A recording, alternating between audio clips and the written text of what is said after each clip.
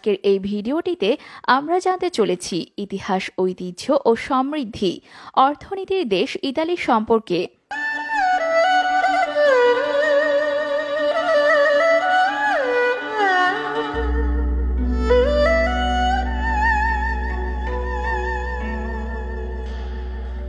Italy পশ্চিম ইউরোপের একটি প্রজাতান্ত্রিক সংসদীয় রাষ্ট্র। এটি ইউরোপীয় ইউনিয়নভুক্ত একটি দেশ। শেনঝেন চুক্তি স্বাক্ষরকারী বিধায় শেনঝেন ভিসা নিয়ে এদেশে প্রবেশ করা যায়। ইতালির মুদ্রার নাম হচ্ছে মুদ্রা ইউরো। এদেশে আমাদের মতো সংসদীয় গণতান্ত্রিক রাষ্ট্র ব্যবস্থা চালু আছে। ইতালির উত্তর সীমান্তে আলপাস পর্বতমালা সংলগ্ন ফ্রান্স, সুইজারল্যান্ড, অস্ট্রিয়া ও স্লোভেনিয়া অবস্থিত এবং দক্ষিণে সম্পূর্ণ ইতালীয় উপদ্বীপ। সান মারিনো ও ভ্যাটিকান সিটি নামের দুটি স্বাধীন রাষ্ট্র ইতালি অধিভুক্ত। ইতালির আয়তন প্রায় 3,01,338 বর্গ কিলোমিটার। অপূর্ব সুন্দর এই দেশটির জলবায়ু নাতিশীতোষ্ণ। ইতালির জনসংখ্যা প্রায় 6 কোটি। দেশটির জনসংখ্যার দিক দিয়ে রয়েছে 23 নম্বরে। এর রাজধানীর নাম রোম। প্রাচীন রোমান সাম্রাজ্যের রাজনৈতিক কেন্দ্রস্থল হওয়ার কারণে এটিকে রাজধানী করা হয়। রোমান সাম্রাজ্যের ইতিহাসে যদিও ইতালি অনেক রাজ্য ও শহরে বিভক্ত ছিল, অনেক নাটকীয় ইতিহাসের মধ্য দিয়ে 1861 সালে একটি একক রাষ্ট্রে পরিণত হয়। বর্তমান ইতালি একটি গণপ্রজাতান্ত্রিক রাষ্ট্র। এটাকে বিশ্বের 23তম উন্নত দেশ হিসেবে গণনা করা হয় ও জীবনের মান নির্দেশ বিচারে বিশ্বের সেরা 10-এ এর স্থান।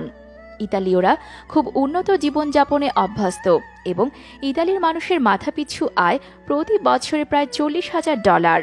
ইতালি হচ্ছে ইউরোপীয় ইউনিয়নের প্রতিষ্ঠাতা সদস্য। এটি ইউরো জোনেরও একটি অংশ। এছাড়াও এটির G8, G20 এবং ন্যাটোর সদস্যপদ রয়েছে।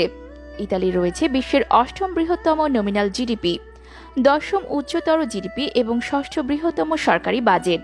এটি organisation for economic cooperation and world trade organisation, council of Europe, western European union এবং ইউনাইটেড নেশনসের সদস্য।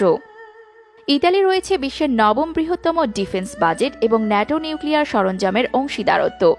ইতালির ইউরোপীয় ও পৃথিবীব্যাপী সামরিক, সাংস্কৃতিক এবং কূটনৈতিক সম্পর্কে বিশাল ভূমিকা পালন করে।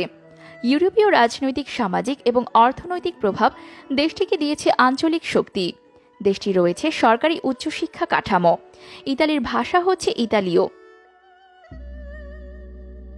আনুমানিক খ্রিস্টপূর্ব 8ম শতাব্দীতে প্রাচীন রোমে একটি ক্ষুদ্র কৃষি গোষ্ঠী গড়ে উঠেছিল। পুরো শতাব্দী জুড়ে মেডিটেরিয়ান সাগর বেষ্টিত কলোসাল সাম্রাজ্য, যেখানে আদি গ্রিক ও রোমান সংস্কৃতির সমন্বয়ে এক নতুন সভ্যতা গড়ে উঠেছিল। এই সভ্যতার একটি অংশ বর্তমান আইন, প্রশাসন, দর্শন এবং কলার মধ্যে টিকে আছে পশ্চিমীয় সভ্যতার মূল ভিত্তি হিসেবে। ইতালি রোম হচ্ছে দেশটির রাজধানী এবং বৃহত্তম শহর। এটি পৃথিবীর সবচেয়ে প্রাচীন রাষ্ট্রগুলোর মধ্যে একটি। শহর হিসেবে রোমের বিকাশের সময়কাল খ্রিস্টপূর্ব 5ম শতাব্দী। টাইবার নদীর তীরে অবস্থিত রোম শহর চারদিকে 7টি পাহাড় দিয়ে বেষ্টিত। শুরুতে রোমান সাম্রাজ্যের স্থানিক সীমা শুধু বর্তমান ইতালির মধ্যে সীমাবদ্ধ ছিল, তবে 200 বছর পর থেকে সাম্রাজ্যের সীমানা ইতালির বাইরেও প্রসারিত হতে থাকে। সেই সময়ে ইতালির বিভিন্ন অংশে বাস করত অনেকগুলো ভিন্ন ভিন্ন গোত্রের মানুষ। রোমান সভ্যতায় ইতালির রোম ছিল জাঁকজমকপূর্ণ এক শহর, কিন্তু কালক্রমে রোমান সভ্যতারও পতন হয়। 628 খ্রিস্টাব্দে ঘাসানীয়দের সাথে জর্ডানের মুতার প্রান্তরে যুদ্ধের মাধ্যমে রোমান ও মুসলিমদের মধ্যে বিরোধের সূচনা হয়, যা চলেছিল পরবর্তী আরও 800 বছর। মুতার যুদ্ধে আক্ষরিক অর্থে কোনো পক্ষের বিজয় না হলেও অত্যন্ত ছোট সেনাবাহিনী নিয়ে ঘাসানীয়দের বিরাট বাহিনী সাফল্যের সাথে মোকাবেলা করায় মোরাল ভিক্টোরি হয়েছিল মুসলমানদেরই। মুতার যুদ্ধে অভূতপূর্ব বীরত্বের জন্য হযরত খালিদ ইবনে ওয়ালিদ রহমতুল্লাহকে সাইফুল্লাহ উপাধিতে ভূষিত করা হয়। পরের বছর যুদ্ধের আশঙ্কায় মুসলমানরা তাবুকে বেশ বড় সৈন্য সমাবেশ করলেও সে বছর আর কোনো যুদ্ধ হয়নি। 632 খ্রিস্টাব্দে হযরত মুহাম্মদ সাল্লাল্লাহু আলাইহি সাল্লামের মৃত্যুর পর হযরত আবু বকর রাদিয়াল্লাহু আনহু মুসলিম বিশ্বের খলিফা নির্বাচিত হন। তার আমলে রোমানদের সাথে মুসলিমদের তেমন কোনো উল্লেখযোগ্য ঘটনা ঘটেনি। তবে হযরত আবু বকর রাদিয়াল্লাহু আনহু এর পর হযরত উমর রাদিয়াল্লাহু আনহু এর সময়ে মুসলিম ও রোমানদের মধ্যে বিরোধ চরমে পৌঁছায়। ফিলিস্তিনে সংঘটিত আজনাদাইনের যুদ্ধের মাধ্যমে শুরু হওয়া এই যুদ্ধ চলতে থাকে প্রায় 2 বছরের মতো। একে একে রোমানরা মুসলমানদের কাছে ফিলিস্তিন, মিশর ও সিরিয়া হারাতে থাকে। রোমানদের বিরুদ্ধে মুসলমানদের সবচেয়ে গুরুত্বপূর্ণ বিজয় ছিল ইয়ারমুকের যুদ্ধ। সিরিয়ার দক্ষিণে অবস্থিত ইয়ারমুক প্রান্তরে মুসলিম বাহিনী ও রোমান বাহিনীর মধ্যে 4 দিন ধরে চলা এই যুদ্ধে রোমানরা চূড়ান্তভাবে পর্যদস্ত হয় এবং সিরিয়ার কর্তৃত্ব চিরদিনের মতো হারায়। মিশর ও সিরিয়ার মতো দুটি গুরুত্বপূর্ণ প্রদেশ হারানোর ধকল রোমানরা আর কোনোদিনও সামলে উঠতে পারেনি।